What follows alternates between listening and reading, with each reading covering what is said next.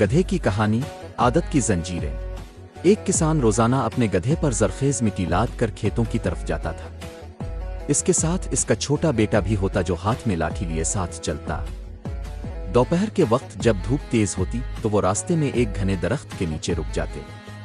کسان گدھے کو درخت سے باندھ دیتا اور سب مل کر کھانا کھاتے اور تھوڑی دیر آرام کرتے۔ ایک دن کسان رسی لانا بھول گیا۔ اسے سخت پریشانی لاحق ہوئی کہ اگر گدھے کو باندھا نہ گیا تو وہ آرام کے دوران کہیں بھاگ نہ جائے۔ اتنے میں وہاں سے ایک سفید داڑھی والے دانشمند بزرگ گزرے۔ کسان نے اپنی مشکل بتائی تو وہ مسکرائے اور کہا، تم گدھے کے گلے میں رسی باندھنے کی صرف اداکاری کرو، وہ نہیں بھاگے گا۔ کسان نے ویسا ہی کیا۔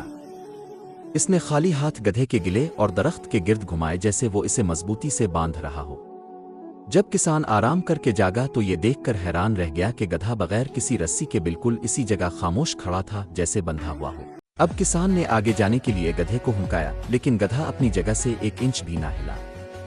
کسان نے اسے کھینچا دھکا دیا مگر وہ جوں کا توں کھڑا رہا۔ وہی بزرگ دوبارہ وہاں سے گزرے۔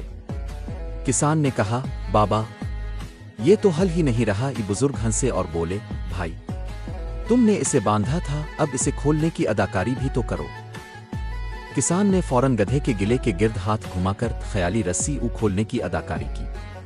جیسے ہی اس نے ہاتھ ہٹائے گدھا فوراً چل پڑا۔ یہ دیکھ کر کسان اور اس کا بیٹا سوچ میں پڑ گئے۔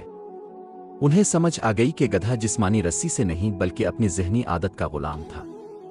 بالکل اسی طرح انسان بھی اکثر اپنے ہی وہم اور خوف کی نادیدہ زنجیروں میں جکڑا رہتا ہے۔